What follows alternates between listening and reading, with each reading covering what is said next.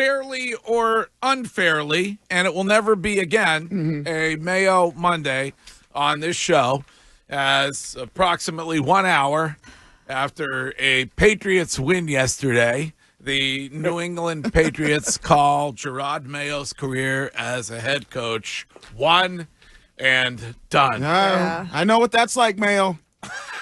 One and done. Yeah, that's true. You only had one go at it in Brockton, unfortunately.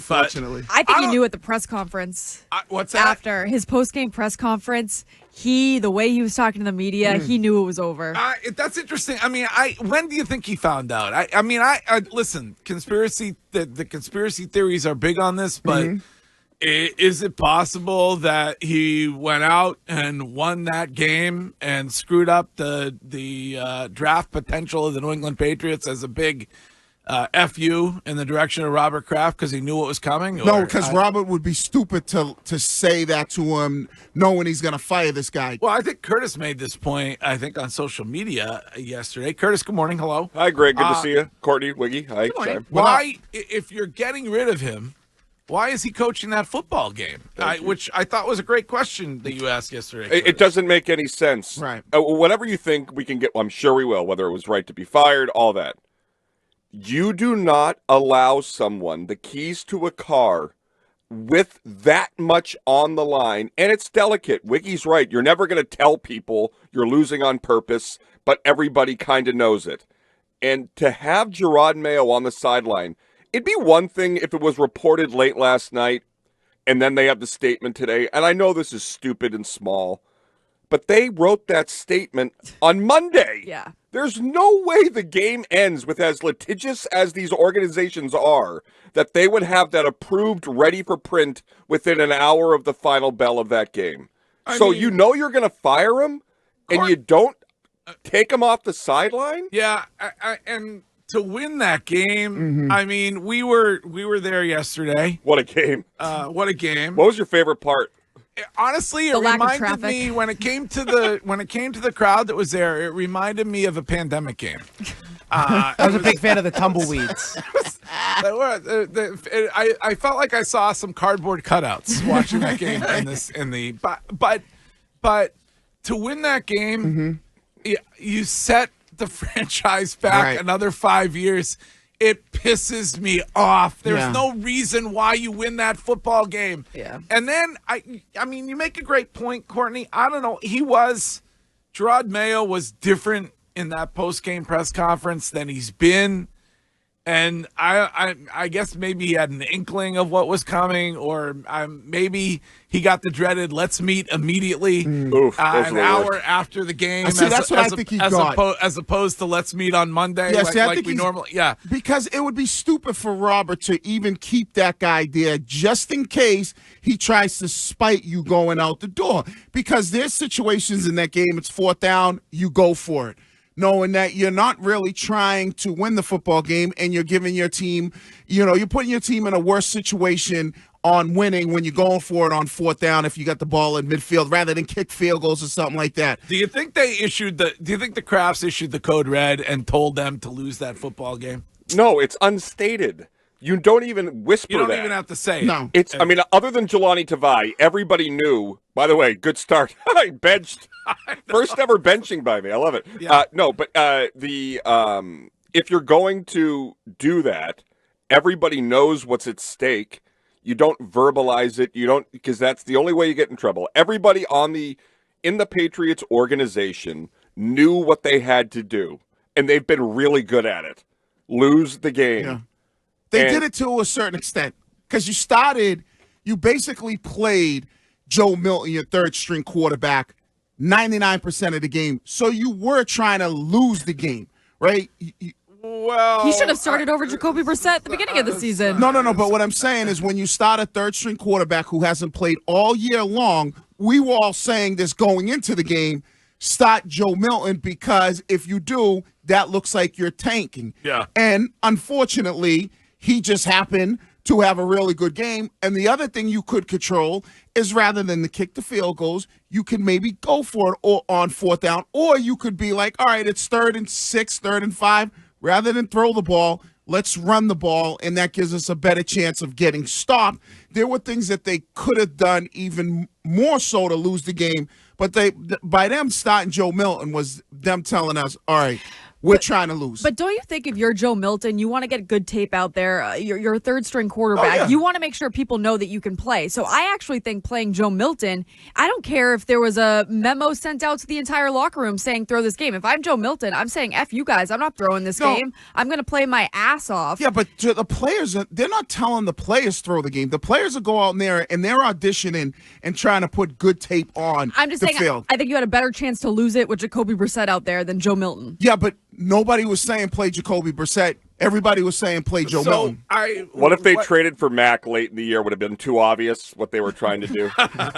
Young Thunder will speak at 1 o'clock today. And Curtis, what would you guess finally put him over the edge? Was Jelani Tavai. No, I'm not kidding. You think it was on this show Friday? 1,000%. One of the rare times Ken's been right. When he walked in here and he goes, back with a bang. You just sealed it for Mayo. And he was spot on. That their reaction as an organization to Tavai tells you everything you need to know. Yeah. All the things that Mayo was supposed to be good at, he failed. And that's why he doesn't have a job. And I don't want to hear about fairness. Was Jerod Mayo the most qualified coach when he was hired? Probably not. No. So then don't bitch about the fact that it wasn't fair. It's not fair. It's a business. Yeah, correct. I mean, if you're, and no disrespect to Jerod Mayo, because he's a great guy. Right. And it was a lot of fun to interview him, and it was a lot of fun to hear him come and walk things back that he said on this show or elsewhere. So, but that being said, if you're going to be meeting secretly with your boss's boss and trying to get your boss's job, then you have to understand the kind of people that you're dealing with. I mean, one could assume that maybe even over the last few weeks, Robert Kraft was meeting with Mike Vrabel. Precisely. Behind Jerod Mayo's back about Jerod Mayo's job. I would think that is highly likely. How you get him? Courtney knows this. How you get him is how you lose him. Right. It's one of the true laws of romance. What they do with you is what they are eventually going to do to you. Yeah. I mean, that's the way it goes. Second base. I think if it was Vrabel meeting with the Jets, I think that was the final straw. I think once they saw all those reports, they said, all right, we got to make a change and we got to do it quick. Well, yeah, you know what? If you want Mike Vrabel, you don't want him coaching in the division, obviously. And he's a New England Patriot and Patriot for life. And you want to, so, I mean, I think that was a factor. But Jerod should have knew, as somebody who's been in the NFL, who's been around, you should know from Jump Street, you don't trust anybody, no matter what they say, no matter how much smoke they blow up your ass, no matter how cute of a nicknames you got. Everybody is expendable. They did it to Brady. They did it to Belichick. They'll do it to you. Vrabel probably knows coming in, yeah, you might be telling me all these things, Kraft, but I still got to sleep with one eye open. That's something that you know in this business. And so I think Jerod probably looked at it and I don't expect it, but if it happened, I get it because of the performance. I think Jerod's probably more upset because he feels like you made me the guy without giving me a fair hand to fight with. Well, yeah, I think they sold him a bill of goods. Bingo. I will agree with that, and that's unfortunate. But and I have a nugget that I was told I couldn't share by someone. But you're now gonna share it anyway. But now that Mayo's gone, I feel like I can say it. Gosh. Okay, yeah.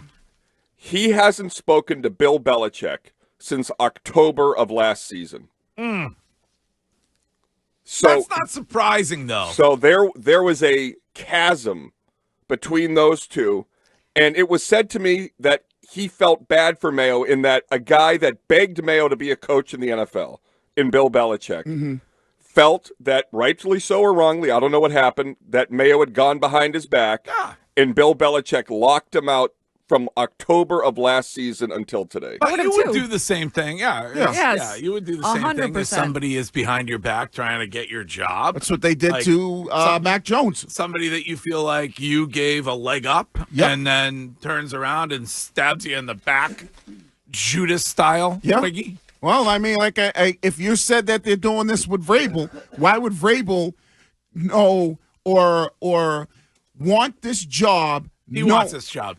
Mike Vrabel wants this job. That might be better. How can you look at Drake May and the money that they have to spend in free agency and the fourth pick, not the first pick, but the fourth pick, and not want this job? Like I think, and maybe Ben Johnson doesn't want this job, and we can talk about that. But I wouldn't want this job. You wouldn't want this? God, no. I still think it's a great job. No. I think I don't it's Not if Elliott Wolf's still in charge. Yeah. Well, is it a better job than going to the Jets? Or I think he's supposed to meet with the Bears on Wednesday. Yes. It depends.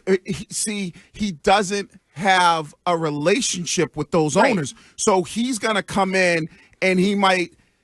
Don't the Crafts now look like they can't be trusted? If you're a coach, but you think now they look like that? I mean, yes, this was their guy that they handpicked 5 years ago, and he's one and done. Well, do you think Tom Brady felt like he could trust the Crafts at the end?